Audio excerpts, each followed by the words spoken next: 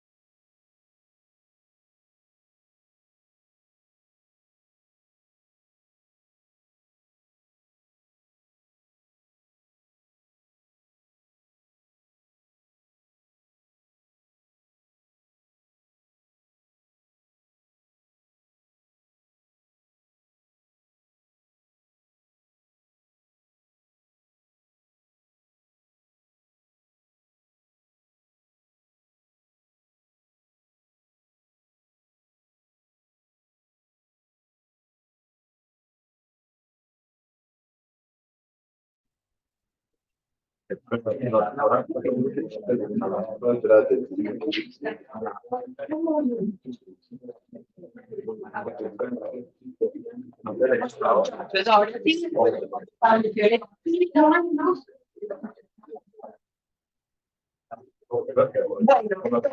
vamos a seguir como con los conceptos que habíamos arrancado, ya los saludé. Como en automático. Buenos días, ¿cómo están? Muchachos, el viernes les tuvo que haber llegado un mensaje a todos donde estaban ya las empresas para que ustedes escogieran. Traté que las empresas en su mayoría, no escogieran más, sino que todavía no me porque tuve como unas en la meta también para ponerles. Yo ya validé todas también en Bloomberg, pues como para que estemos como tranquilos.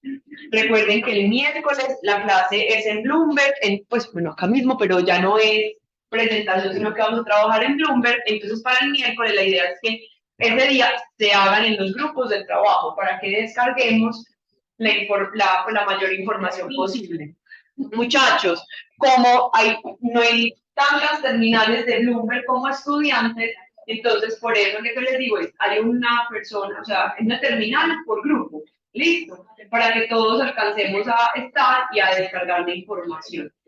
Supongamos que no nos alcance porque hay una que no quiere funcionar o lo que sea, entonces la idea de la clase del miércoles es que la hagamos por ahí de 1 horita en Bloomberg, de tal manera que ustedes ya puedan dedicarse, pues 1 horita o menos creo yo, se puedan dedicar a terminar de descargar la información que necesitan.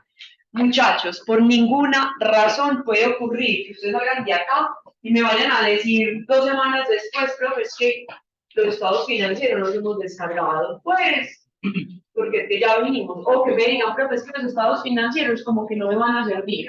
Es desde el miércoles mismo, ustedes me van a decir, profe, qué tan raros esos estados financieros, porque ahí tomamos acciones o cambiamos de empresa, pues yo ya las validé, pero ustedes saben que son muy ciegas. Entonces, cualquier cosa que podamos resolverla el miércoles, ¿listo? Muy bien, entonces, la clase anterior, muchachos, ustedes han mirado los videos del video de la clase pasada, ¿alguna pronto lo ha visto? ¿Funciona bien? Yo creo que ustedes, el cuadro de donde están los factores, puedes pedir eso, pero el sonido listo, porque es que imagínense que la clase de 12, ese mismo día la logramos empezar casi a las 12:30 porque el sonido, pues no había, pues no, tengo un estudiante más allá, no tenía sonido, entonces quedé con la duda del video y yo tengo que confesarles que a mí me da pena volverme a mirar, entonces ustedes miran por mí, bueno, listo muchachos. Entonces, en la clase pasada nosotros, pues, estas son de conceptos. La idea es que hoy terminemos buena parte de ellos para que ya nos vayamos como focalizando en decisiones financieras y ya entrando al objetivo básico financiero.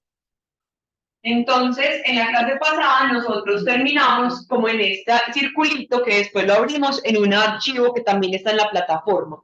Entonces, lo que dijimos era que el entorno empresarial no es solamente como un único entorno, sino que va a estar compuesto por varios entornos.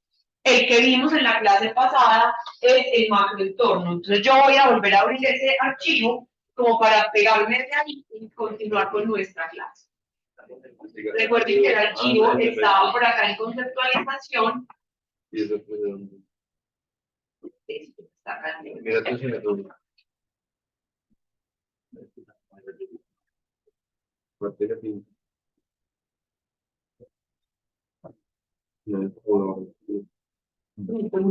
Entonces, en la clase pasada nosotros dijimos que el entorno de la empresa está compuesto así. Tenemos la compañía y lo que rodea a la compañía lo vamos a llamar entorno competitivo. Hoy no sabemos todavía qué es eso, hoy lo vamos a trabajar. Lo que está por fuera del entorno competitivo es lo que vamos a llamar como el macroentorno. Para hacerles un símil y que entendamos un poco como esas esferas, piensen que son ustedes, son individuos, y lo más cercano a ustedes será su familia. Ese en el símil que estamos trabajando sería como el entorno competitivo. Todo lo que afecta a su familia o a su grupo más cercano, amigos y demás, entonces es lo que en nuestro símil va a ser el macroentorno. O sea, el macroentorno estará por fuera del, pues estará por fuera del entorno competitivo. Entonces, por ejemplo, pensemos como familia, como individuos. Cuando Pedro hace un anuncio, eso me puede afectar. Sí, por ejemplo, hace anuncio de reformas tributarias, eso me afecta. Sí, Pedro está ¿dónde? En ese contexto, en el macroentorno. Entonces, el papá llega preocupado diciendo, no, este año la declaración de renta va a ser súper alta, ¿qué voy a hacer? Listo. Eso está por acá en factores políticos. Entonces, les hago ese símil como para que logremos entender qué es lo que está en eso que llamamos macroentorno.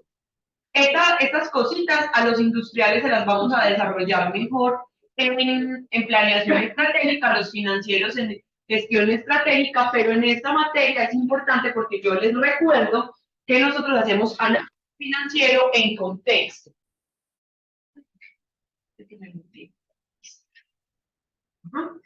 En contexto, entonces tenemos que saber que efectivamente hay factores de ese macroentorno que nos pueden afectar. Entonces recordemos que en la clase pasada, porque con eso fue que cerramos, les hablé del factor político. Entonces por acá vamos a hablar de varios elementos. Las decisiones del gobierno, de cualquier tipo, ¿cierto? La relación entre países. Y también dentro de esto están temas de conflicto. Pues acá yo les estoy poniendo como cosas pues muy puntuales.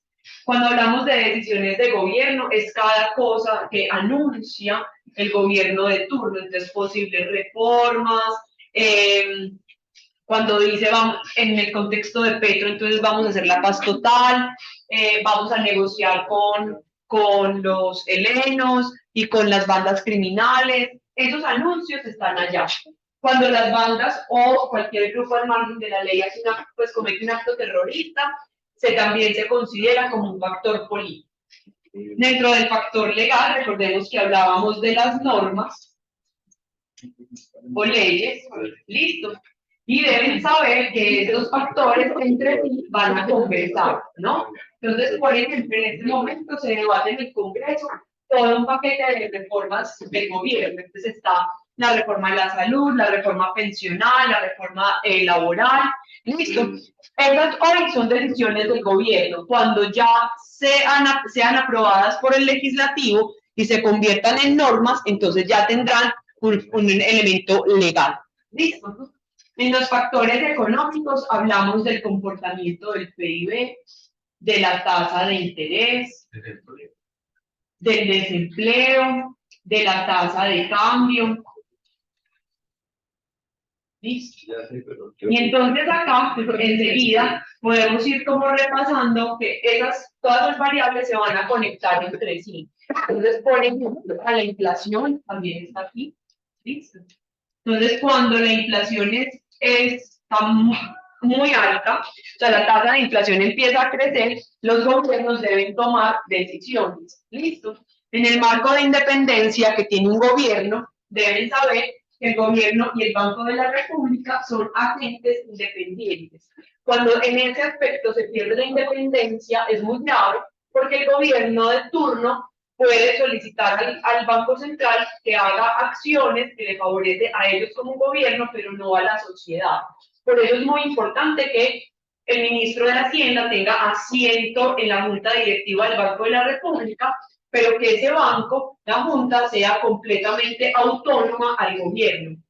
¿Se acuerdan que en la clase pasada les decía que una de las cosas más graves en la última parte del gobierno de Duque es que efectivamente Duque nombró a Carrasquilla y ahí habían 2 miembros más de la Junta que eran afines a su gobierno?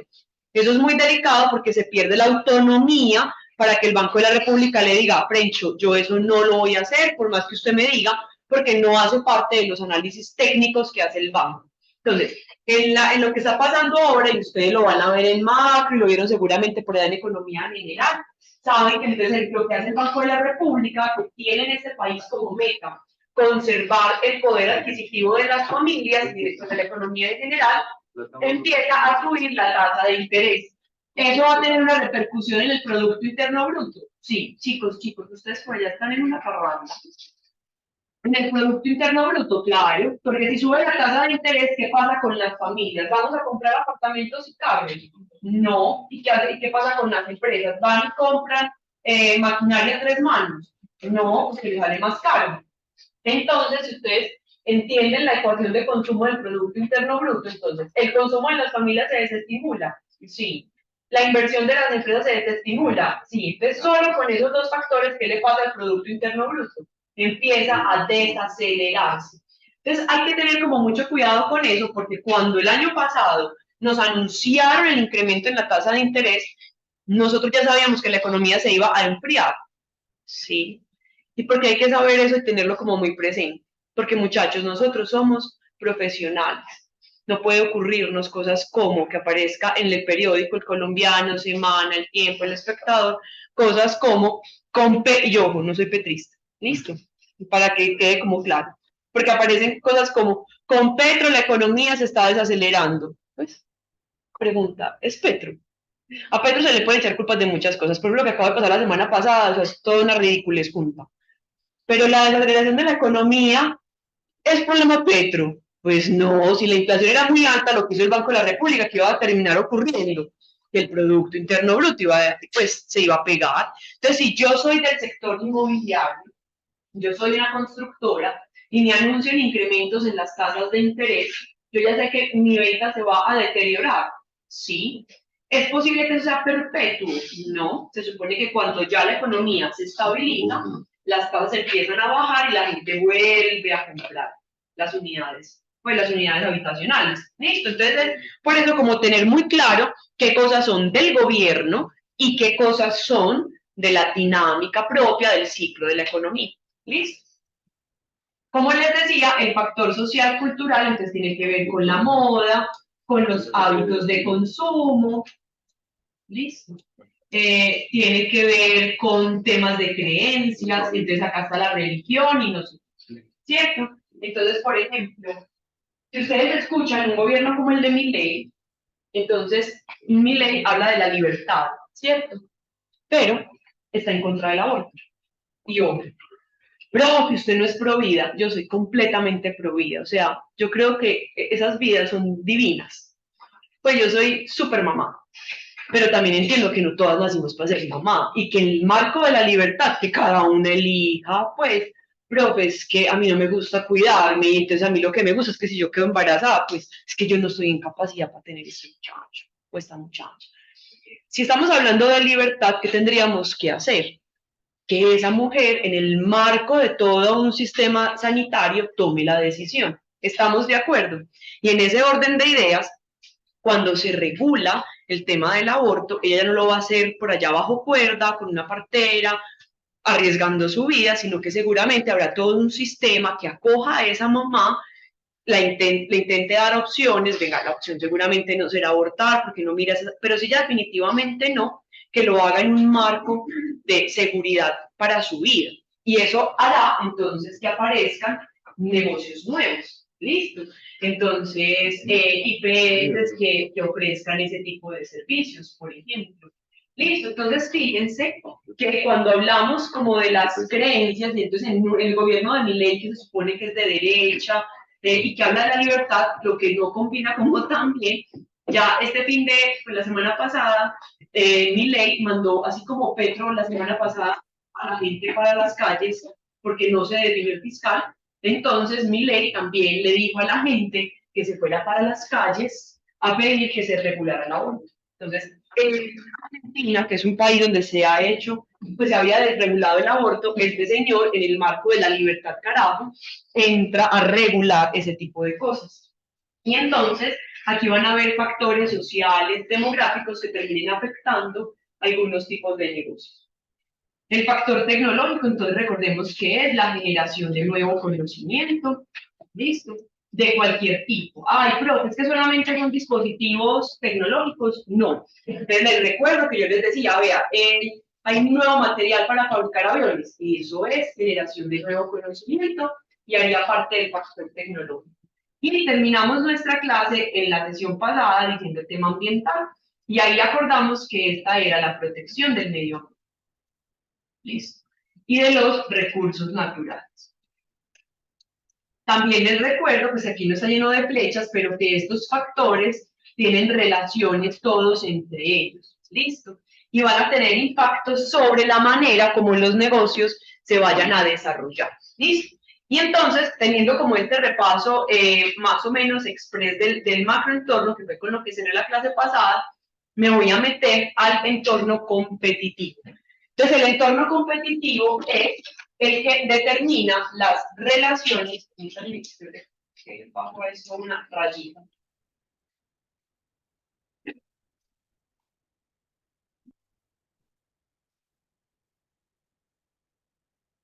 Y pongámoslo acá en azul.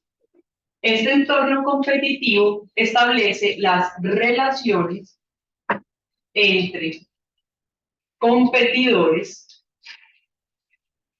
clientes y proveedores.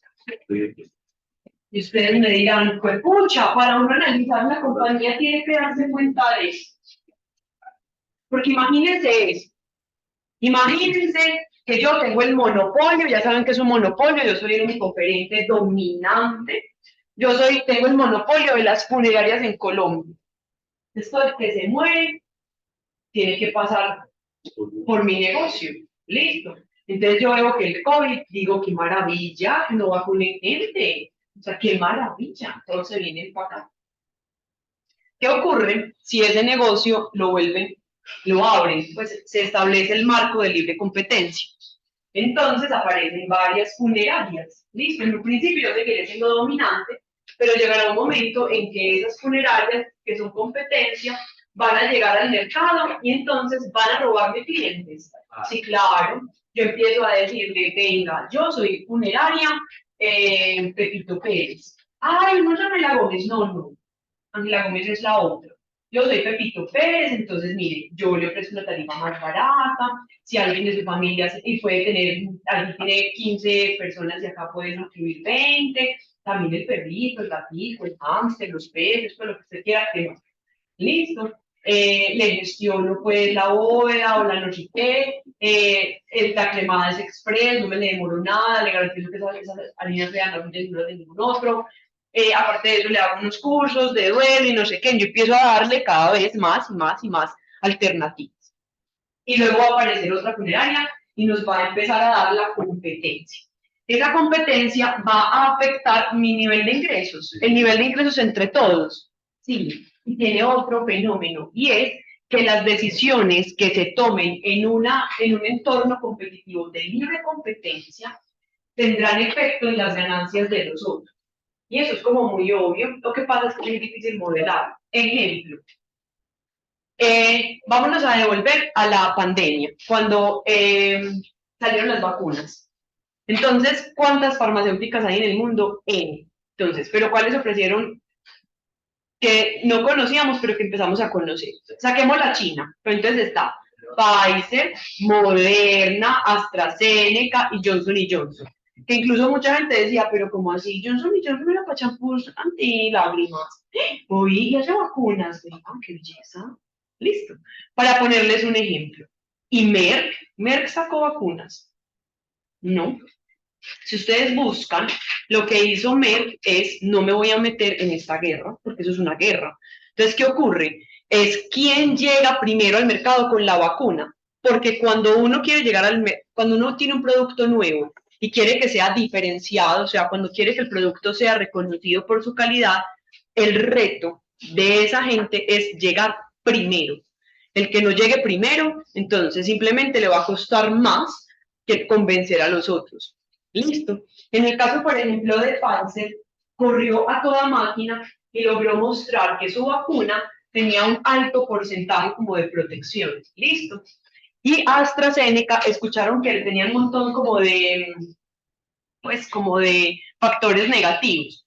Para ponerles un ejemplo, una vecina de una de mis tías, pues se murió hace como un año.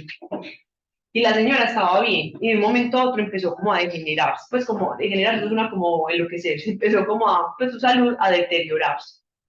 En una de esas llamó mi tía y dijo, Marta se está muriendo porque se vacunó con AstraZeneca. O sea, ella jura por su alma, ella se murió por eso. Listo.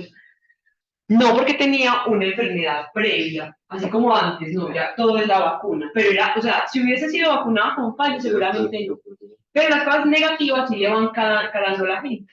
Entonces, fíjense que cuando Pfizer entra al mercado, y también AstraZeneca, y también Moderna, y también Johnson Johnson, eso genera que las rentabilidades que podían ser para uno solo se distribuyan entre otros. Y lo que puede ocurrir, digamos que en el caso de Pfizer le fue muy bien por la efectividad, pero miren que le llegó una competencia que era Moderna, entonces a la gente casi que le daba lo mismo una o la otra, porque la efectividad era, porque aprendimos de efectividad de vacuna. Listo. Pero fíjense que eso termina deteriorando las ganancias de los otros. Eso en estrategia se puede estudiar y se llama teoría de juegos. Es una cosa súper bacana, porque lo que uno hace es decirme, venga, yo quiero montar esta estrategia. Si estos que son mis competidores hacen algo similar, ¿cómo termina afectando eso mis ganancias? Y puede ocurrir, muchachos, que dependiendo de lo que yo asuma que vayan a ser mis competidores, puede que yo diga, en ese negocio no me meto. Es más, yo estoy segura que una compañía como Merck hizo un estudio de juegos, de teoría de juegos, y lo mejor que podía hacer era quedarse quieto, y Merck dijo, no voy a hacer vacunas, lo que voy a hacer es el tratamiento para que cuando la gente se infecte, pues se contagie del virus, yo le voy a dar una pastilla que le controle el virus, no la voy a vacunar, le voy a dar la pastilla. ¿Listo? Entonces, este Merck se quedó solo en el patio, mientras todas estaban ahí pensando en cómo hacer una vacuna, les dijeron, el COVID no se va a ir. Entonces lo que hay que hacer es darle un tratamiento para que cuando la gente se enferme, pues yo evite que se muera. Listo. Entonces, el entorno competitivo tiene como todas las arandelas. Entonces, el entorno competitivo va a afectarme los ingresos y los costos. Listo. Entonces, vamos a ver. Lo que está en la bolita negra, yo les pongo acá que son los competidores. Pero déjame un segundo.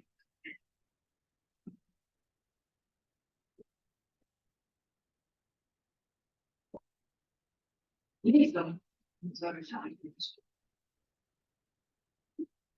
Entonces yo por acá les digo que las bolitas negras son los competidores. Los triangulitos que están como delante son los clientes y lo que está por detrás son los proveedores. El entorno competitivo dice cómo es mi relación con mis pares, cómo me relaciono con los clientes y cómo me relaciono con los competidores. En la clase pasada, cuando abordábamos los stakeholders, yo les hablé de clientes y proveedores, ¿no? Entonces, bueno, aquí vuelven a aparecer. Entonces, cuando hablamos de clientes, en lo que tenemos que pensar es en lo siguiente. Entonces, acá en los clientes, en lo que vamos a pensar es si los clientes tienen o no poder de negociación. ¿Listo? Eso es el modelo de Porter. El modelo de Porter hoy está siendo absurdamente criticado por por un consultor que habla de la estrategia emergente. Entonces, este señor lo que dice es que la planeación no se debe dar y que Porter ha estado equivocado por todos los años de los años. Listo. Sin embargo, a mí me parece importante, al margen de quien tenga la razón, que ustedes conozcan el modelo y que ya definan, pues como profesionales, si les va a servir o no. A mí, ¿por qué me gusta como tocarlo? Porque fíjense, cuando yo estoy en un mercado donde los clientes tienen alto poder de negociación, pregunta, ¿ellos me van a regatear el precio?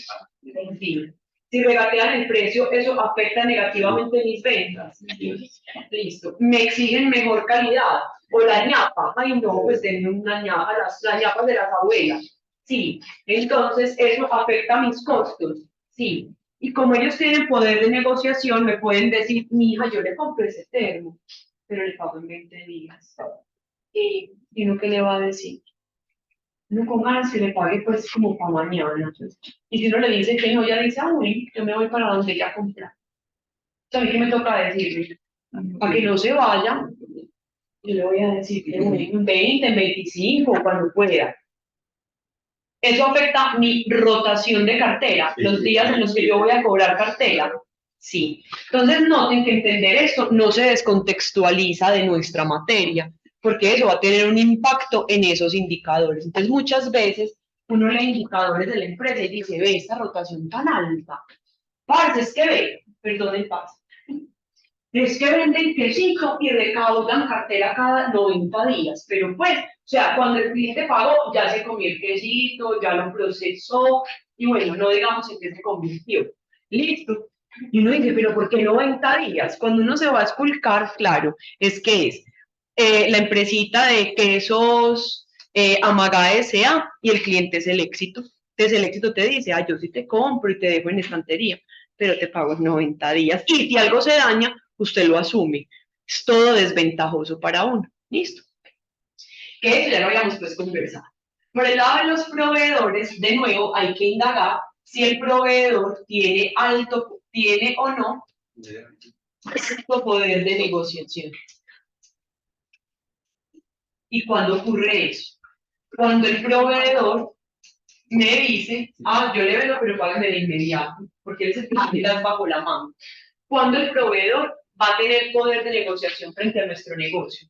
Cuando ofrece un insumo supremamente específico. Entonces yo siempre le digo a mis estudiantes de estrategia, yo puedo llamar a Tigo a decir, están muy caros los servicios públicos, pues me voy a pasar a Claro. Sí.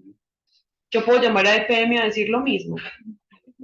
Entonces, EPM tiene las bajo la manga y si yo no pago, a mí me cortan los servicios. Y yo puedo decir, desgraciados, claro, como no saben entender que no tienen necesidades. Me voy a ir ¿para dónde se va a ir? O sea, él le ofrece a usted un servicio vital que no puede ser reemplazado con otra cosa. Entonces, cuando el proveedor me vende un insumo que para mí es esencial y no tengo opciones de cambiarme, el proveedor puede tener alto poder de negociación y en ese sentido, el insumo me puede salir más caro. Sí. Él me puede decir que yo le pague más rapidito. Sí. Entonces, cuando el insumo es más caro, afecta mis costos. Y esos costos afectan el precio. Y el precio más alto seguramente habrá gente que se retire. Entonces, ¿qué pasará con mis ventas? Seguramente se afectarán negativamente. Sí. Entonces, fíjense que lo que hay que ver y lo que estoy tratando de hacer en esta clase es no solamente entenderlo desde lo estratégico, porque además, pues, eso lo paso más rápido, sino cómo eso va a tener un impacto sobre los indicadores que vamos a ver posteriormente. Y cuando hablamos de los competidores, habrán que hacerse varias preguntas. La primera es, ¿la industria tiene o no barreras de entrada? Es difícil entrar en esa industria. Entonces, fíjense en esto. Es fácil o difícil montar un negocio de repostería versus montar una empresa de servicios públicos. ¿En cuál de las dos es más fácil entrar? En la repostería. Y ustedes me dirán, pero es que yo no sé cocinar, no sé hacer una receta, no importa, pero siempre pienso, ¿qué activo necesita la repostería? Antes una licuadora, un horno, una batidora, unos moldes. Listo, ¿eso es muy difícil de conseguir? No. El conocimiento es muy difícil de adquirir. No, listo. Monte una hidroeléctrica. Necesita mucha plata, los equipos son muy específicos y demás. Sí, y además hay una regulación que puede que te impida. Sí, listo. Entonces, noten que hay unas industrias que tienen unos muros más que hace que sea más difícil para los nuevos competidores entrar. Cuando yo hago parte de una industria con altas barreras a la entrada, eso me hace muy feliz. Sí, porque ya somos los que somos. O sea, nosotras tres aquí agarradas del pelo. Los que lleguen nuevos les va a costar un poquito más. Y si llegan, yo los voy a poder tumbar rápidamente porque los que lleguen como es tan costoso, entran en desventaja. Pues cuando digo costoso no es solamente en términos monetarios, sino también de activos, de recursos y demás. Lo otro en lo que tenemos que pensar, cómo es la rivalidad de esa industria. Entonces ustedes me dirán, bro, que pues siempre son agarradas del pelo. Pues, y hagan este ejercicio. Cuando uno está en competencia, uno siempre va a estar peleando. ¿Sí? Lo que pasa es que hay diferentes tipos de pelea. Y yo acá quiero que se vayan, los que tienen hermanos, a la vida de sus hermanos. Yo no sé ustedes en este momento qué tanto pelean con sus hermanas. Como niña tengo mucho más vieja que ustedes, entonces yo les voy a contar que cuando mi hermana llegó, yo soy mayor que mi hermana, 5 años. Y cuando ella llegó, pues, o sea, a mí me peinaban, yo era la única nieta, sobrina, o sea, la única prima, o sea, yo estaba en una posición de liderazgo. Y llegó mi hermana.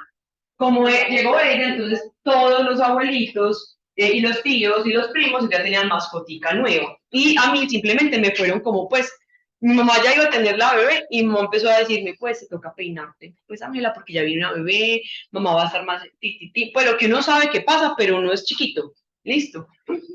Y yo quería, pues, yo quería tener un hermano. Pero cuando ella empezó a crecer, uno no sabe qué es lo que está pidiendo. Y entonces yo me ponía a jugar, pues yo no sé si ustedes jugaban, uno jugaba a la cocinita, que tenía hijos y no sé qué, pues como muñequitas. Y entonces llegaba mi hermanita y me decía, pues yo también quiero ollas. Pues, parce, usted no vino con ollas. Entonces yo era como, ay, listo, entonces yo era muy desgraciada, lo admito. Yo tenía unas que habían venido por defecto roticas, entonces uno les echaba agua y goteaban. Esas se las entregaba a ella. Pero como las más coquetas que parecían como reales, pues es que yo era la dominante, no, porque tenía que compartir con la aparecida. Luego le empecé a decir que ella nace en mayo y yo nací en octubre. Entonces yo le dije que ya no recogida, que fuera y preguntara qué es que ella era adoptada y no, yo era muy maldita. Le cortaba el pelito, la asustaba y no, era horrible. Nosotros vivíamos en un municipio, en la vía principal, entonces yo escuchaba que venía un camión y me iba a asustar. Qué pecado. Pero pues eso era chiquita y nos agarrábamos del pelo. Pues es que además uno como que no se los. Entonces, ¿cómo es la rivalidad ahí? Intensa, intensa, pues. Porque ya empezaba a decir, ay, mira, mami, es que yo me quiero poner el gorro de Ángela. Pues, porque no vino con todo el paquete. Listo. Entonces ahí la rivalidad es muy alta. Cuando yo cumplí 15, empecé a ir a los benditos 15 y ella antojarse. Es que tenía 10. Entonces yo le decía, no, pero usted qué hace, pues, de esa tan pegajosa. Bueno, y mi mamá me decía, qué pecado de la niña. Me daba como pesar, y yo, pues, y mamá me decía, mamá, vos pediste, hermanita, antes la pediste fue para eso. Yo andaba con ella para todas partes. Si me preguntan hoy, ¿cómo es la rivalidad? Baja. Pues, de hecho, yo creo que ya ni siquiera, pues, cada una cogió su camino, pues, por lo menos ya hablan, ¿no? Pero pues ya agarradas del pelo, así, no, nada. Pues. Y por ejemplo, yo puedo llegar a mi casa y le digo, pues, porque ella es soltera y yo ya vivo en otra casa. Entonces yo llego y le digo, mamá, yo vengo a robar comida, ¿me das comida? Y ella llega y le dice, pues, mami, si después Ángela llega aquí a robar comida. Pero ella lo dice charlando. Inmediatamente mi mamá se hiperventila y le dice, qué pecado, no le diga a la niña, no le diga a la niña eso. Pero es jodiendo. Pero chiquitica era de verdad. O sea, de verdad. La rivalidad era muy alta. Entonces, cuando hablamos de rivalidad y hablo de intensidad, En una industria siempre habrá fricciones, siempre hay peleas, siempre hay rivalidad entre competidores, pero lo que hay que analizar es en qué nivel se da esa rivalidad. ¿A qué me refiero? Han visto, por ejemplo, que el éxito saca banderines de promoción y Jumbo saca el elefante. Entonces ahí la rivalidad es muy alta. Uno toma una decisión y el otro inmediatamente le responde. Listo. A ver, ustedes ven rivalidad entre AKT y Harley Davidson a muerte. O sea, que Harley Davidson dice, ay, bajaron el precio y yo me voy de codazo limpio. Nada. O sea, AKT, pues Harley Davidson dice, pues bebé, haga lo que quieras, que el público suyo y el mío, pues son distintos. Entonces ahí empezamos a entender que una industria puede tener altos y bajos niveles de rivalidad, pero que además en una industria no todos los que producen bienes o servicios similares son competidores como de muerte, pues. Y ahí aparece un concepto que van a desarrollar más adelante que se llama los grupos estratégicos. Entonces, realmente, la rivalidad, ¿yo con quién la voy a tener? La voy a tener con competidores que sean afines estratégicamente a mí. Entonces, si yo soy un hostal, ¿yo con quién voy a pelearme del pelo? Con los hostales. Pero si yo soy Marriott, yo voy a competir con los hostales. Me desvelo diciendo el hostal del poblado, no sé, Ángela Gómez bajó de precio. ¿Qué vamos a hacer? O ese hostal que estaba en el poblado abrió sede en Laureles, Mario no puede dormir. No, son clientes, estratégicamente son compañías distintas. Entonces hay que analizar muy bien quiénes son mis competidores, uno, y dos, tenemos que analizar muy bien realmente si en esos grupos estratégicos la rivalidad es alta o no es alta. Hablando de hoteles, cuando Marriott baja de precio, Intercontinental baja de precio. No. De hecho, no bajan de precio. Lo que sí ocurre, ahí la rivalidad no es el precio, es en comodidades, en lujos. Entonces, cuando uno pone un lujo, un hotel mucho más lujoso, el otro responde. Sí, lo que pasa es que la respuesta no es tan rápida como yo quisiera. Es decir, imagínense que usted es Marriott y yo soy Intercontinental, y a mí se me ocurre poner un súper hotel de lujo por allá en San Andrés. Listo. Ella puede responder inmediatamente, no, porque tiene que ir, construir, no sé qué. Entonces, mientras eso pasa, yo ya me adelanté. Listo. Pero fíjense que hay algún tipo, entonces la rivalidad se puede dar por múltiples factores, no solamente por precio, sino también por temas de publicidad, de producto o de servicio. Amazon, Apple y Samsung, la guerra es a muerte, a muerte. Listo. Y los equipos de fútbol comparten el estadio, hay, por ejemplo, en estos momentos que los de Nacional tenían en el estadio son perfectamente. Mira, yo no sé si hay en términos de competencia, yo creería que no. Pero, por ejemplo, para ingresar al estadio, o sea, los otros ingresan y ustedes lo que les da el dinero a ellos. Entonces, pero mira que hay una regulación que lo supera, ¿no? Es el, por ejemplo, si van en Envigado, ¿quién regula ahí? No es Envigado. Es que mira, el fútbol, pues, para mí, eso es como una capa negra. Creo que esos juegan aquí en el mismo estadio. O sea, Nacional y Medellín juegan aquí en el mismo. Y en el partido pasado, los de Nacional estaban quemando el estadio. Entonces ahí eso afecta directamente al Medellín. Porque dañaron las instalaciones donde regalan. Sí, pero fíjate que hay, pues hay unos elementos que están por fuera, porque no es, o sea, es que mira, en este caso el INICA está por aquí, es el macroentorno y ese man en la fue que no, pues que además me parece, pues yo no sé ustedes qué nivel de afición tengan, pero son muy bobos, porque atentar contra hasta con las cosas del mismo equipo, pues, porque no es la instalación del otro, es donde juegan todos. Pero mira que eso está por acá, por fuera.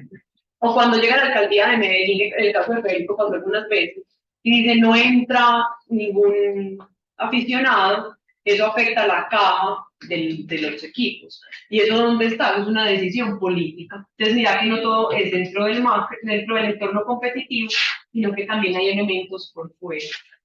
Muchachos, aquí como rápidamente, entonces fíjense, usted, aquí hay un grupo que es Falabella.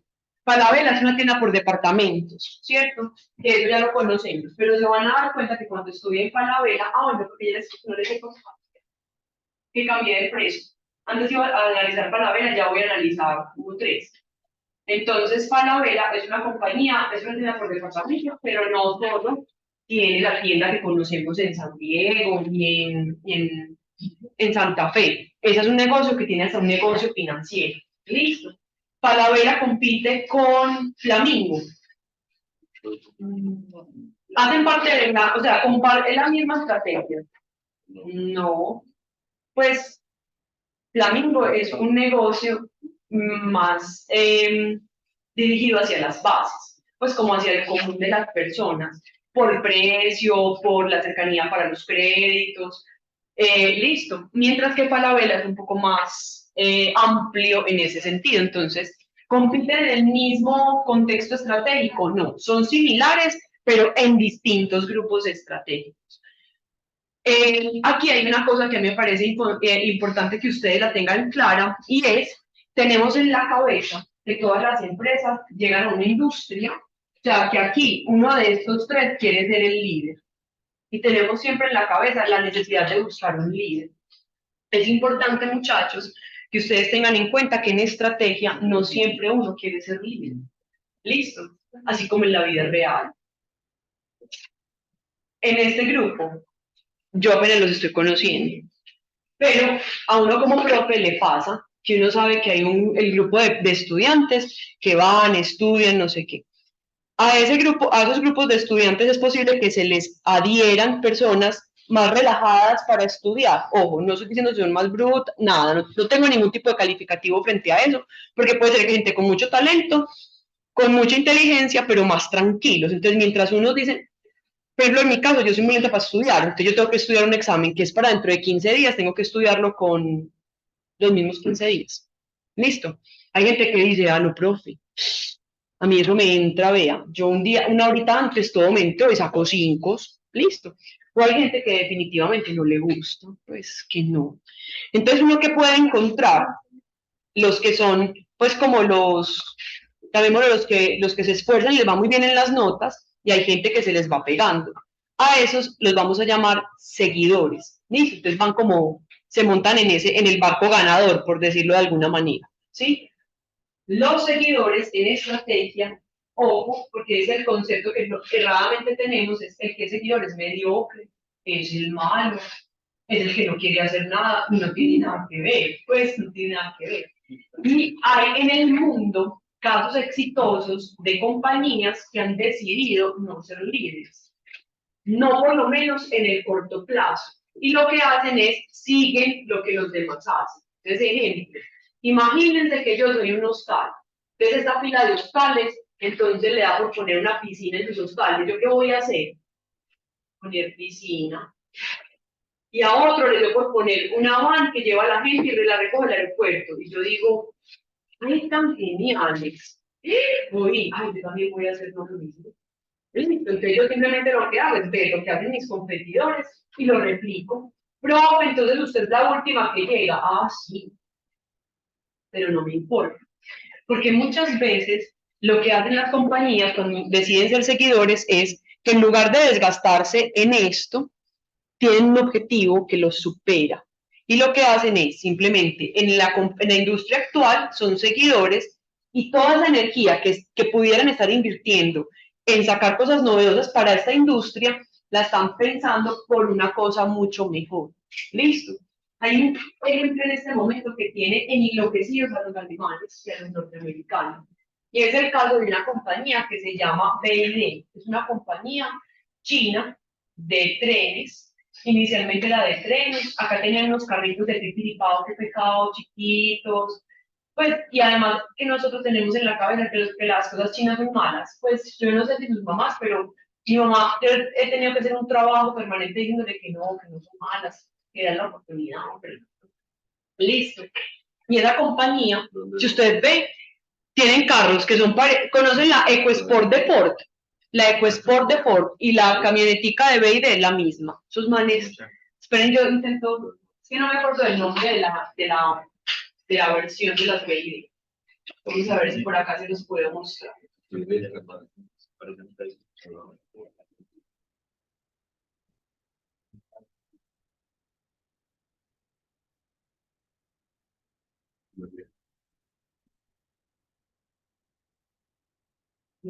Vamos a ver si me aparece. Es que eran muy bonitos, pero ellos tenían unos que qué pecado. Es que no te tienen.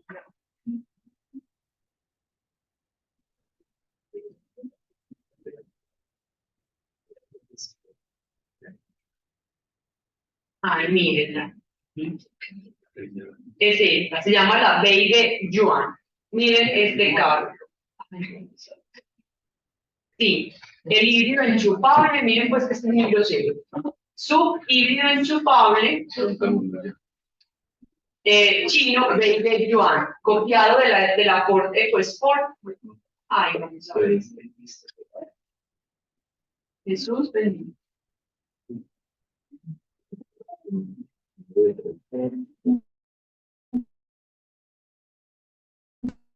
Vamos a ver. 20 yuan. Esta es la 20 yuan. Listo. Si ustedes ven y miran la EcoSport, no es la misma. Entonces, miren, esto es exactamente el mismo color. Esta es la China y esta es la Ford. Entonces uno dice, ¿pero qué? Son unos desgraciados. Ay, no, lo que pasa es que fíjate que acá ellos tienen un tema, que les puedo contar, es que cuando uno se va para los chinos, esos manes se montaron la transición energética hace N años. Entonces, mientras los occidentales estaban pegados pensando en cómo poner bonito el carro, estos manes les importó tres pitos y lo que estaban haciendo era innovar la tecnología. Entonces, mientras esta puede ser perfectamente a gasolina, estos manes ya están vendiendo esta híbrida. Y este es un caso que a mí me gusta mucho contar porque esta es una compañía, primero, pues del régimen comunista, ¿no? Que eso uno como que no lee, como que ajá. Entonces, por ejemplo, ellos tienen el Dolphin. Entonces, fíjense, si usted lo compara con la EcoSport, pues, pero ya este tipo de modelos ya tienen un diseño mucho más robusto a lo que tenía la marca. Y estos manes ya lo que le están metiendo la plata no es ni siquiera el diseño, sino en decir que las baterías, porque son carros 100% eléctricos, que no, es muy barato. Pues ustedes dirán, profe, ¿en serio que te parece? A ver, pues, acá en el bolsillo yo tengo 154 millones. No estoy diciendo que sea regalado, pero si pensamos en que es un carro eléctrico, vaya y búsquese un eléctrico, un automóvil eléctrico. Es absurdamente caro. Y la autonomía es mucho más poquita. Pues ellos acá tienen autonomía de 400 kilómetros. En otra clase, que estábamos el miércoles, vimos un Nissan, la Nissan, pues que es híbrida, tiene autonomía de 200 kilómetros y vale casi 180 millones. Hablando de automóviles.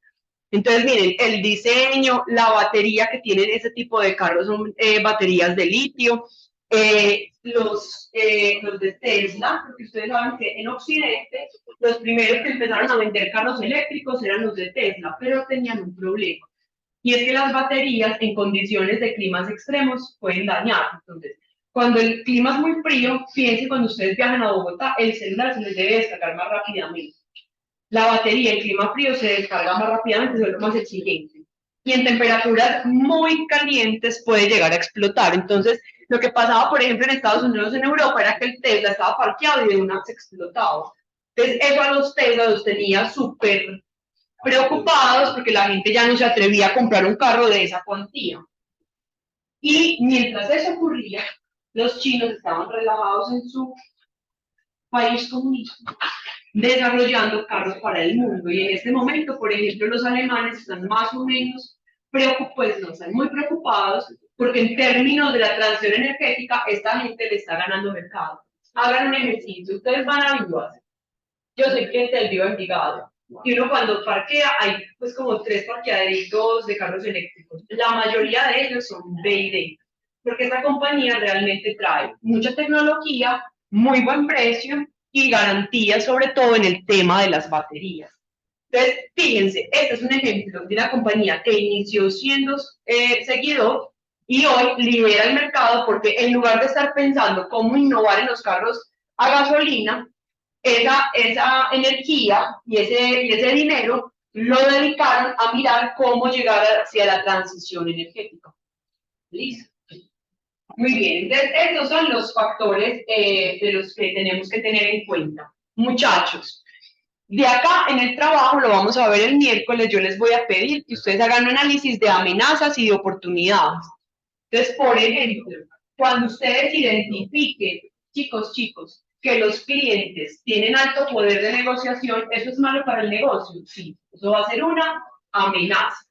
Cuando identifiquemos que yo vendo pañales y demográficamente la gente ya no quiere tener bebés, eso es una amenaza del factor social. Entonces, yo se los estoy explicando, es para que podamos identificar las oportunidades y amenazas de la industria y a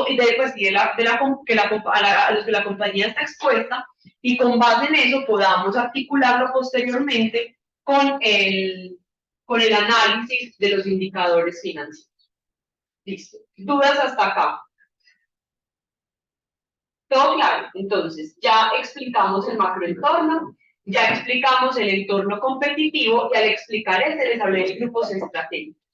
Grupos estratégicos, entonces recuerden que van a ser las compañías que son similares en términos de estrategia a mi empresa. Y todo lo que la compañía tiene para competir son recursos y capacidades. Entonces, cuando decimos, la compañía tiene mucho dinero, eso es un recurso. La compañía tiene a los mejores científicos desarrollando vacunas, eso es un recurso, y también va a tener capacidades de innovación. Entonces, lo que tiene la compañía como recursos y capacidades hace parte del análisis interno. ¿Listo? Muy bien.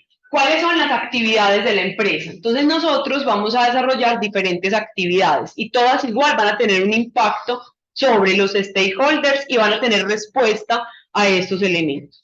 Entonces, por un lado está el área de producción. ¿Listo? Desde el área de producción, aquí hay varias cosas. Vamos a mirar que se fabriquen las cantidades óptimas del bien o del servicio, considerando eficiencia en el uso de los recursos, es decir, tener la mayor cantidad con el menor costo posible.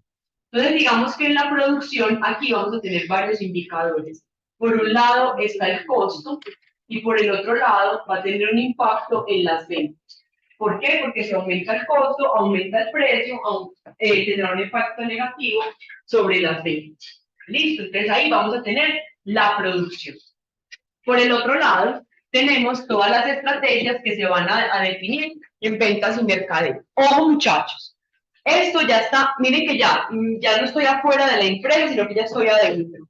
Se supone que todas estas áreas dan respuesta a esas amenazas o a esas oportunidades que identificamos. Entonces voy a aterrizar un poquito el concepto. Fíjense, si yo me doy cuenta que mis proveedores tienen alto poder de negociación, desde el área de producción debo garantizar los insumos. Sí, porque yo sé que el proveedor me puede llegar a decir, pues necesita más, a más precio. Listo. Entonces, desde ahí yo tengo que planificar cómo hacer mi producción para que ese poder de negociación no me termine afectando. En ventas y mercadeo es donde se formulan todas las estrategias comerciales para lograr aumentar la venta de los clientes. Cuando uno tiene clientes con alto poder de negociación, hay que buscar la manera para minimizar esos aspectos. Y una manera es logrando la fidelidad del cliente. ¿Sí? Es decir, cuando yo al cliente no solamente le doy el producto, sino que también le doy un montón de elementos que hacen que para él sea más difícil cambiarse. Y con eso lo que hago es disminuir su poder de negociación. Ejemplo, mi cliente siempre me regatea. Voy a ser el señor de los aguacates. Y llego donde la abuelita, y la abuelita siempre me dice, ay, no, que esos aguacates están muy chiquitos y arrugados. No, listo. Pero si yo le digo a la señora, venga, imagínense que yo le traigo los aguacates, pero también le voy a traer para que haga el jugo unos maracuyá. Yo estoy inventando. Listo. Y por esa venta cruzada, entonces yo le voy a dar un descuento. Esa señora, ¿qué va a pasar? Se va a empezar a fidelizar. Y quien se enamora, es más difícil que se vaya. Y eso pasa en todos los aspectos de la vida. ¿Listo? Entonces yo desde acá empiezo a tener estrategias que superen las expectativas de los clientes. Están los recursos humanos, y aquí estamos hablando de los empleados. ¿Se acuerdan que les hablé del endomarketing? Todo lo que tiene que ver con la consecución del talento, su retención y promoción. No solamente es que el talento se quede en mi empresa, sino que también sienta que si hace un buen trabajo puede ser, pues puede optar por promociones a nivel profesional y salariales. Y está todo lo que tiene que ver con la generación de conocimiento, con la innovación. Digamos que este podría ser perfectamente pues, como transversal. Cada una de estas áreas necesita dinero y por eso cada una de estas áreas las va a cruzar de manera transversal el área financiera. Entonces, fíjense, que ahí es un poco complejo para nosotros, porque el área de ventas y mercadeo, ¿qué es lo que quiere? Tener la publicidad más top, tener estrategias que hagan que la gente esté cada vez más feliz con la empresa, pero el de finanzas, ¿qué es lo que busca? Maximizar el valor de la empresa, hacer que esa compañía cada vez valga más, y no solo eso, sino que podamos tener mayor eficiencia, pues, o más bien, considerando eso, tener eficiencia en el uso de los recursos. Entonces, fíjense, yo voy a vender tenis a Ángela Gómez. Ángela Gómez, o sea, no es nada. ¿Será que yo puedo soñar con contratar a Messi para que haga la promoción de mis tenis? De soñar, claro. No puede soñar. Pero el financiero, ¿qué me va a decir? Pues, bebé, lo que le vas a pagar a Messi no lo vamos a recuperar nunca vía precio. Listo. Les voy a poner otro ejemplo. Y yo quiero que ustedes me digan, pónganse en el lugar del financiero. ¿Qué puede hacer el financiero en ese contexto que les voy a plantear para tratar de perder lo menos posible? En este momento, las constructoras están atravesando momentos muy difíciles de cuenta del aumento de la tasa de interés. Y además que las unidades de vivienda que son viviendas de interés social, por ejemplo, están atadas al salario mínimo. Y entonces uno le dice, vea, esa casa vale 150 salarios mínimos. Me siguen hasta ahí. Si sube el salario mínimo, ¿qué pasa? El precio del apartamento aumenta. ¿Eso es valorización para mí? No. Yo le tengo que pagar ese excedente a la constructora, una partecita, y la otra tengo que prestarla vía un hipotecario en el caso en el que yo no tenga la plata. Entonces, ante ese escenario, la gente que está haciendo, como la inflación está tan alta y el salario mínimo está creciendo tanto, entonces el precio de las unidades ha aumentado mucho, sí. Entonces la gente está o desistiendo o no comprando. ¿Listo? Entonces conocí un proyecto que ya se dio cuenta que no iba a ser capaz de entregar, pues no ha alcanzado el punto de equilibrio. Eso lo venden por etapas. La Torre 1 es una etapa, Torre 1 y 2, 3 y 4. Entonces, en Torre 3, para poner cualquiera, están llamando a los clientes a decirles, venga, no estamos alcanzando, no, la fecha pactada era 2025, y pues no alcanzamos, pues no se va a alcanzar. Entonces, tenemos dos opciones. Una, bueno, tenemos tres. Es lo que les ofrecí a los clientes. La primera opción es desistir, porque nosotros íbamos a entregar, pero por allá en 2027 y no podemos garantizar la fecha. Es decir, que por allá en 2027 nos pueden llamar y decirnos como clientes, amigo, todavía no he podido, hay que aplazarlo más. Listo. ¿Eso qué implica para el cliente? Tener congelados los recursos por un tiempo, sin casa. Si es para vivir, un problema, porque yo la quiero para vivir, pero si es para invertir, hay también otro problema, porque yo lo que quiero es empezar a tener, pues, o el arrendamiento, o venderlo, o lo que sea. Primer camino. Si no quiere desistir, o sea, la constructora es pues como muy honesta, si no quiere desistir, entonces se puede pasar de torre. Es pasarse para invertir, la 1 o la 2, ¿listo? Para que se las entreguen más rapidito. O la otra opción es, si usted no tiene afán, quedarse en la torre 3. ¿Listo? Ante el panorama que estamos viviendo, ¿ustedes qué creen que han hecho los clientes? Han pasado dos cosas. Han desistido. En los proyectos de interés social hay un problema, y es que los contratos son muy fuertes para el comprador del inmueble. Entonces le dicen a uno que si usted no ha alcanzado el punto de equilibrio y desiste, si la empresa no ha alcanzado el punto de equilibrio y desiste, ellos se quedan con el 90% de lo que no aportó. Entonces, si uno da, hay unos que hasta usted tiene que pagarles el 20% del valor del inmueble, o sea que usted ha dado 30 millones. Que se quedan con el 30 y de medio no les cae bien. les queda debiendo. Es una cosa. Y saben que es lo más triste, muchachos, que la gente no lee. O sea, porque es la emoción de la casa, la gente dice, no, yo voy a ser capaz, y no leen esas pequeñas letras.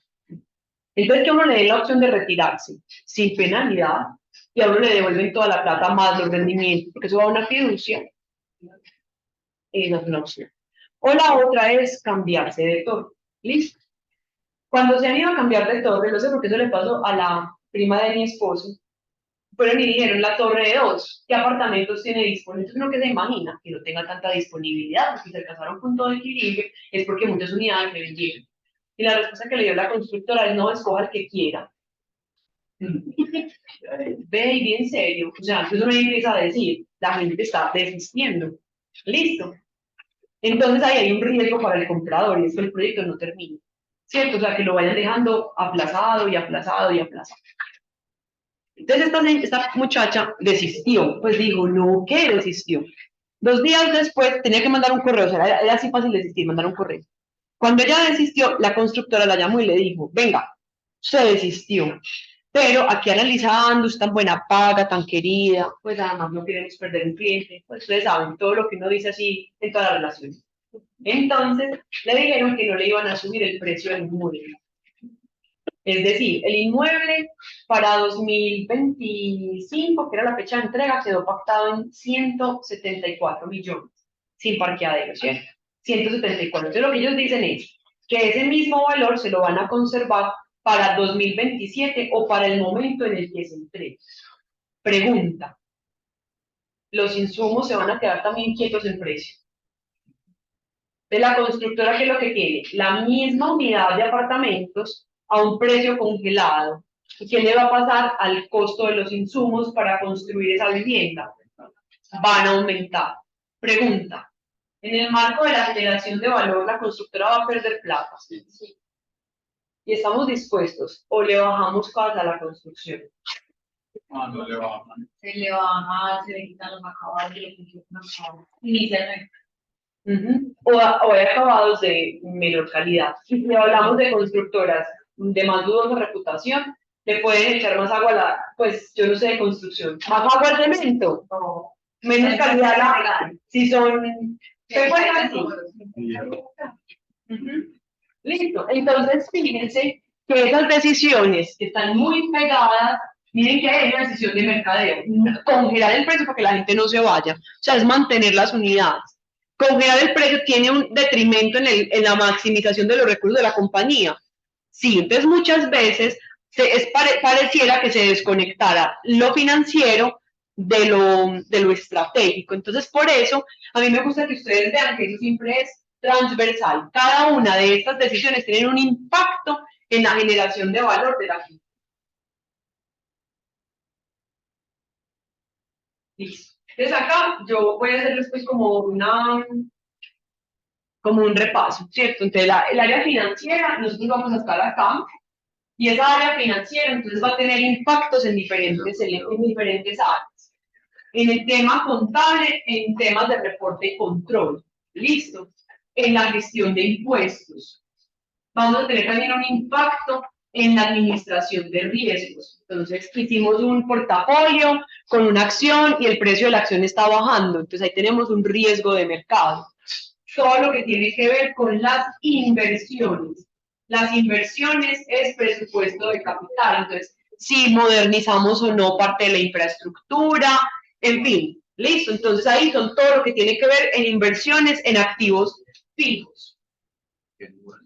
Tiene que ver con la tesorería del negocio. Entonces, la tesorería son los recursos de corto plazo. Entonces, hago con el efectivo, con el capital de trabajo, con los inventarios, con la cartera que me deben. Listo. Tiene que ver con la gestión corporativa. Y nosotros, entonces miren que el área financiera no es solamente mirar el pasado de la firma, es mirar inversiones, el corto plazo, los posibles riesgos, la gestión de impuestos, y nosotros estamos aquí. Tenemos que ver con la planeación financiera y estratégica del negocio, ¿cierto? Cuando hablo de llamarillito somos nosotros. como área, pues como una área pequeña, pues una área no pequeña, una área dentro de la función financiera del negocio.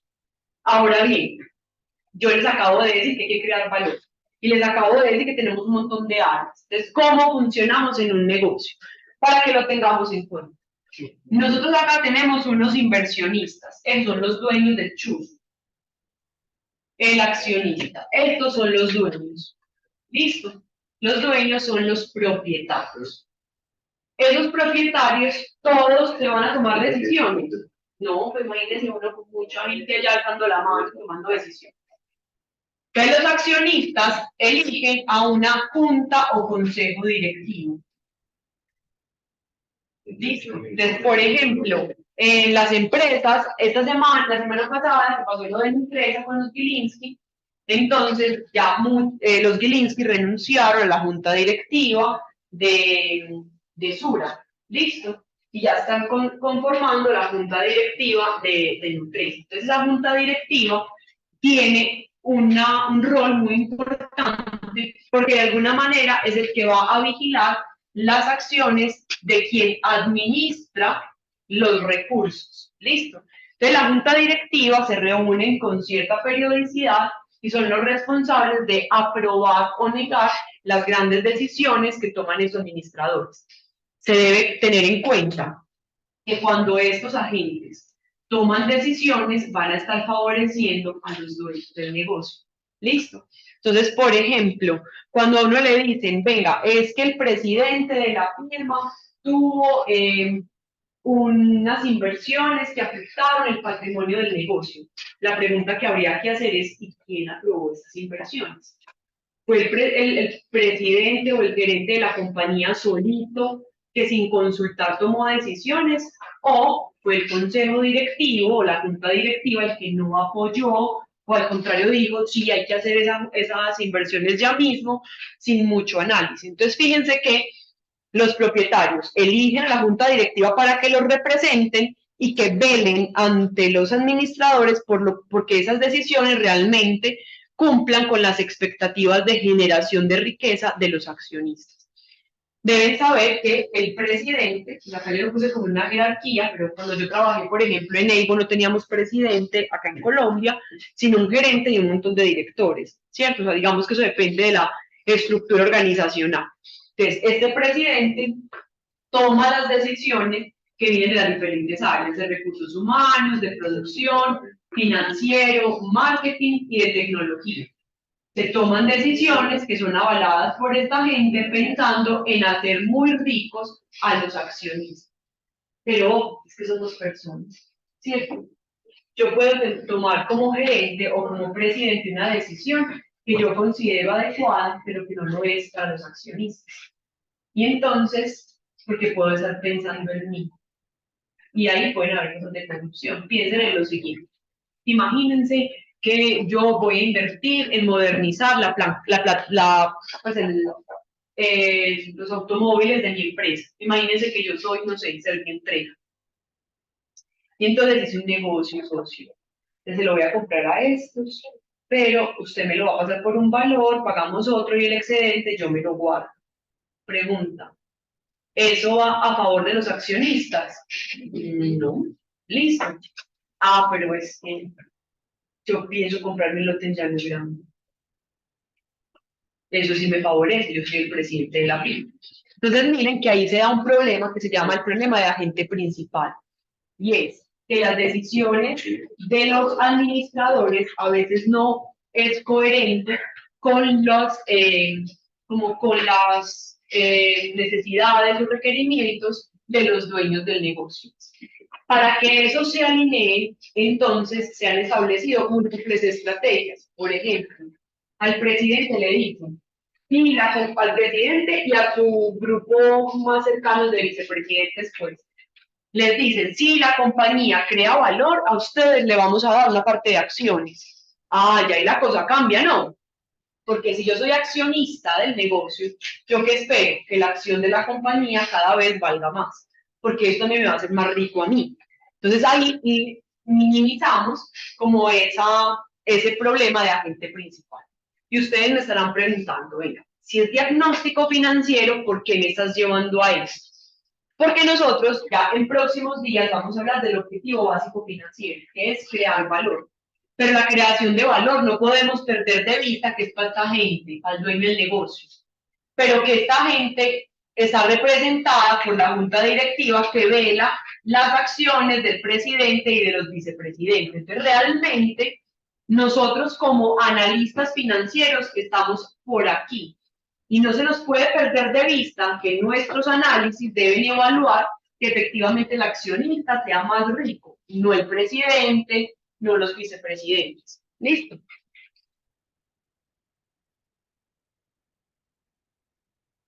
Listo. Y hoy terminamos esta clase haciendo la clasificación de las empresas.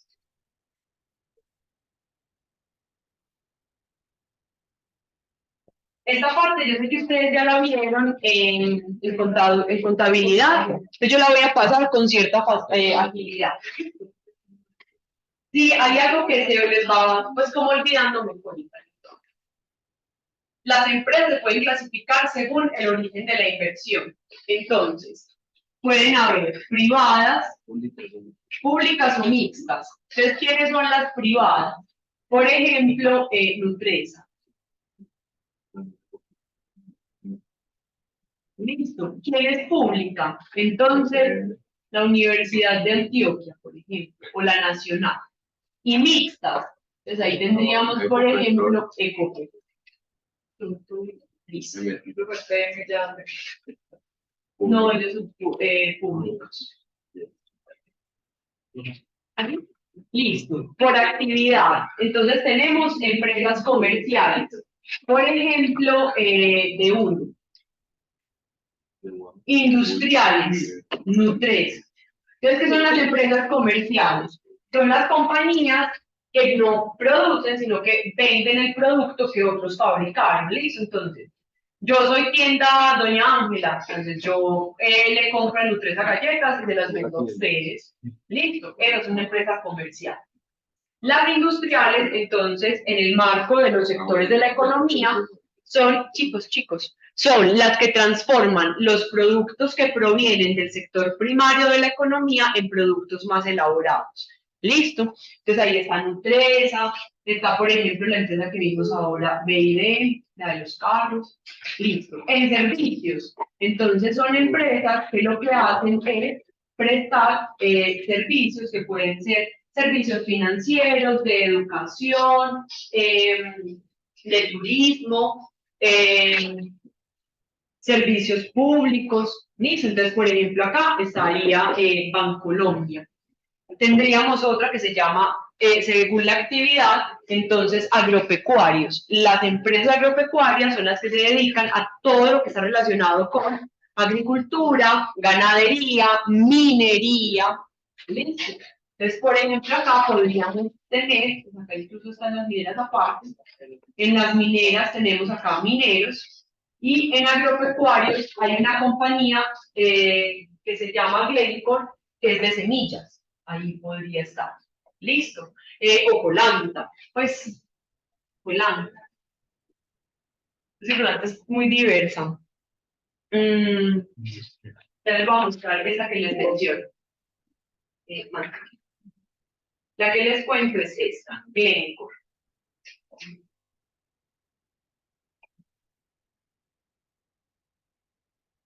Entonces, es una empresa multinacional con sede en Suiza. Se considera la principal empresa privada dedicada a la compraventa y producción de materias primas y alimentos del mundo. ¿Listo? Sería como esta, para mostrar.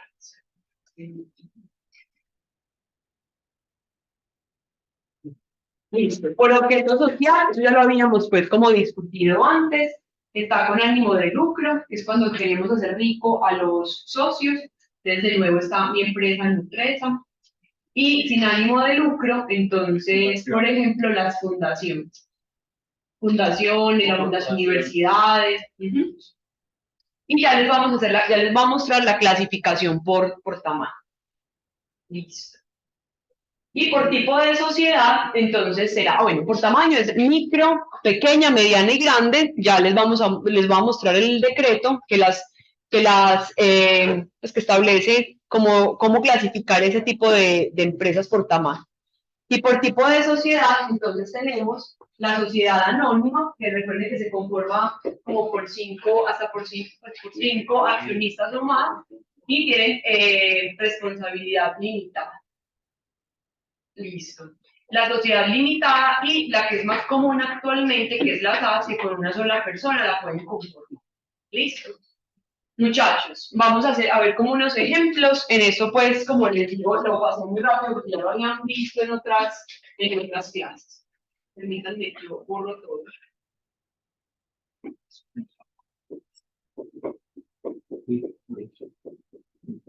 Entonces, acá, el origen de la inversión. Entonces, en capital privado, los accionistas son personas naturales o jurídicas sin participación del Estado. O sea, acá pues cruce el éxito. En el capital mixto es tanto del sector privado como público, y ahí está pues Ecopetrol o Grupo de Energía de Bogotá. En el público son todas del sector público, entonces ahí está la Universidad Nacional y la Fábrica de Chile. Entonces miren que acá pues nada, lo pasamos rápido. Por actividad, entonces tenemos las comercializadoras. En este punto voy a abrirlo un poquito entre mayoristas y minoristas. Los mayoristas no le venden a Ángela Gómez, le venden a minoristas, ¿cierto? O sea, imagínense que le vendemos a otras empresas. Y los minoristas, que ahí estaría perfectamente el éxito, ay Dios mío, entonces le venden a personas. Entonces, por ejemplo, en mayoristas uno podría pensar en un macro, yo como tendero puedo ir a surtir en macro, y como minoristas, entonces ahí vuelve a aparecer el éxito. Los industriales se pueden clasificar en extractivas y manufactureras. Las extractivas son explotación de recursos naturales, entonces acá está la minera que está en Jericó, Anglo Gold Ashanti, y las manufactureras son, como les mencioné, el caso de Nutres. Entonces lo que dice pues acá es como abrirles un poquito más como esa clasificación de la que habíamos hablado, pero noten que la clasificación pues no es nada como complicada. En servicios, acá les empiezo como a contar, entonces transporte y logística, pues ahí puede aparecer servicio y entrega, listo. Servicios financieros, Bancolombia, como les mencioné, servicios públicos, CPM o Claro, servicios profesionales o consultorías, empresa integral, en educación, la verdad, cualquier universidad o cualquier institución de educación, en comunicación, Caracol el colombiano. Entonces, eso que les hablé ahorita, pues acá también me aparece en la presentación. Listo. Y acá pues está inmobiliario. Por objeto social, con ánimo de lucro y sin ánimo, pues de nuevo pues buscan generar beneficios y repartir utilidades, y sin ánimo de lucro, lo que les cuento es las ganancias quedan reinvertidas en la propia operación de la institución. Entonces acá está pues una fundación y la universidad. Y en el tamaño, entonces, vamos a ir a abrir este decreto. Desaparece el decreto 957 de 2019.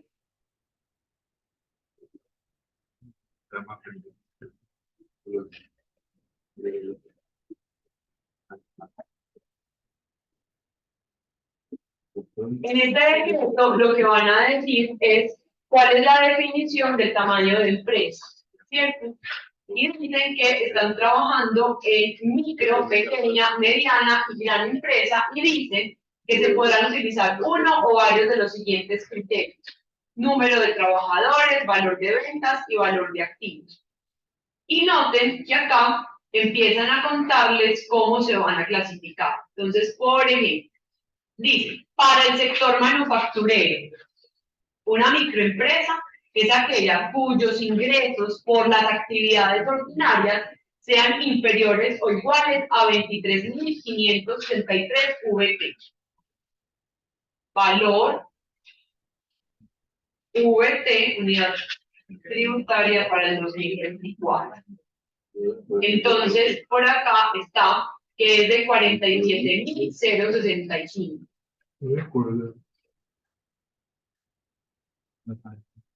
Entonces, hacemos una tablita pues, como para interpretar la norma.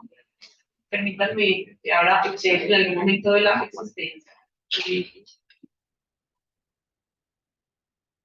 Entonces lo que me están diciendo es,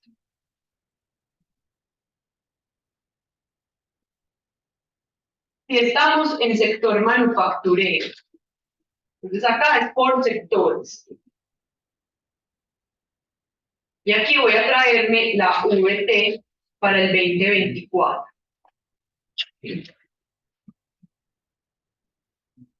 La VT de 47.065. ¿Listo? Entonces recordemos que es micro, pequeña, mediana y grande empresa. Entonces, la micro, a mí me la regulan por 23.563. Manufacturero. ¿Listo? Entonces sería 23.000 por 47.000 pesos.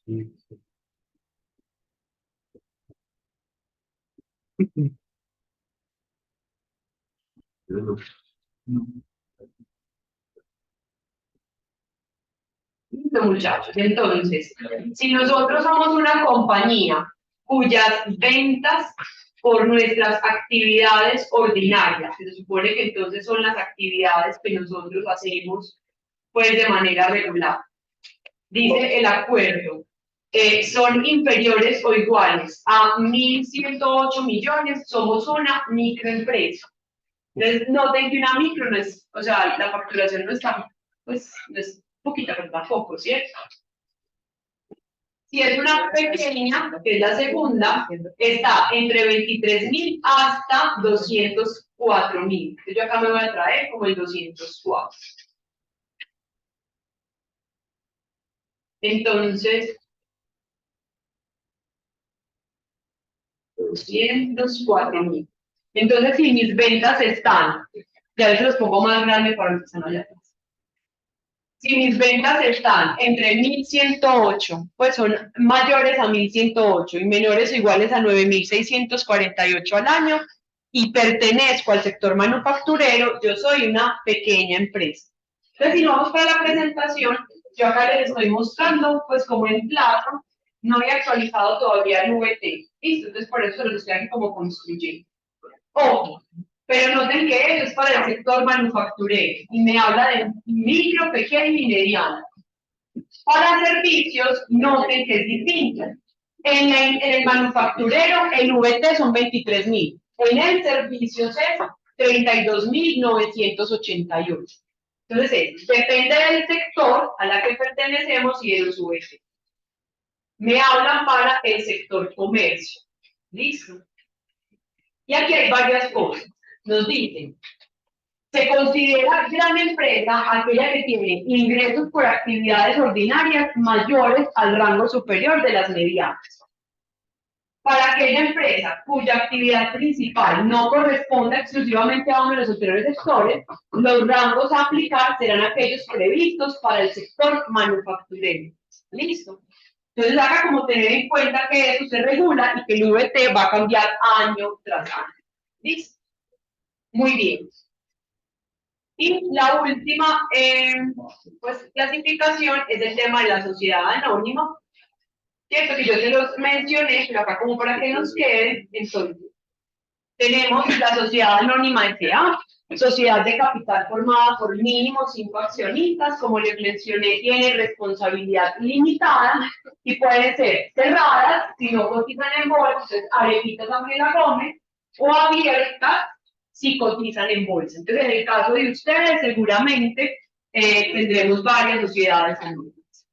Sociedades de acciones simplificadas, entonces, como les mencioné, un único accionista y no hay límite en el máximo. Y en sociedad limitada hay mínimo 2 aportantes, máximo 25, y tienen responsabilidad hasta el monto de los aportes. Entonces, la limitada sí tengo un punto para establecer el número de accionistas. Muchachos, vamos a mirar qué empresas son las que tenemos para el proyecto de aula.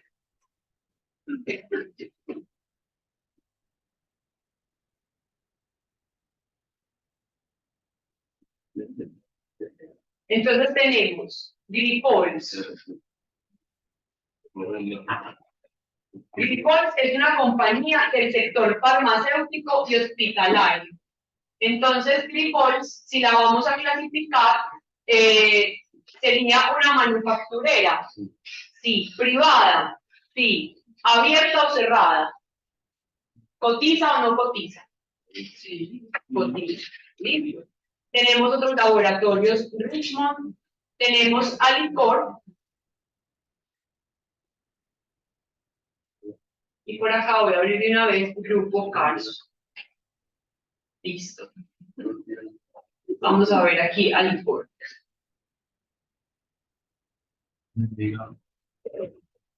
El Grupo Carso es súper grande, es un conglomerado pues, de México súper grande. Estos tienen, es como una empresa, consumo masivo, molienda, acuicultura, entonces tienen camarón, salmón y peces. Listo, o sea que es como una compañía industrial. Listo. Miremos Díaz Branco. También es como una especie de empresa, ¿cierto? Gruma también es de alimentos, Falabella ya lo sabemos, Cementos Argos y Mineros, también Acerinox, que es una siderúrgica, Loma Negra es una cementera. Listo. Yo lo que hice fue buscar compañías que estuvieran cotizando en México, en Chile, alguna creo que también busqué en Argentina, en España, pues como para que se les que el idioma no se les volviera pues como un problema. Muchachos, por ejemplo acá les iba a contar que ustedes pueden mirar, por ejemplo este tiene menos estudiantes, le puede dar clic y ustedes pueden enviarle un correo que sea solo académico. ¿Listo? Muy bien, muchachos. Vamos a dejar acá, en la próxima clase, ya nos vamos a meter a lo que tiene que ver con decisiones empresariales. Mientras ustedes se organizan, voy a tomar asistencia.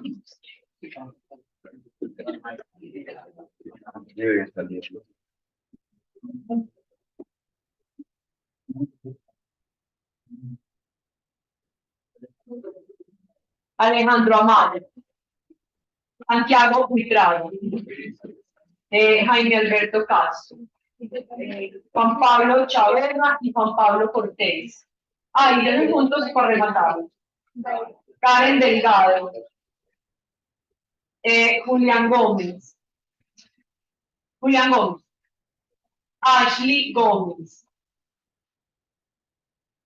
Lizeth Manco, Santiago Martínez, Sara Montoya, Johan Noble, Deison Ortiz, John Peláez, Sebastián Peláez, José Luis Perdomo, Santiago Ramírez, Samuel Ramírez, Jonathan Valencia, Camila Varela, Isabela Vélez, María Camila Sora, Andy López, Juan Pablo Velázquez, Michelle Ramírez y Laura Victoria Toro. Vayan en paz y no pequen más. Que tengan un día muy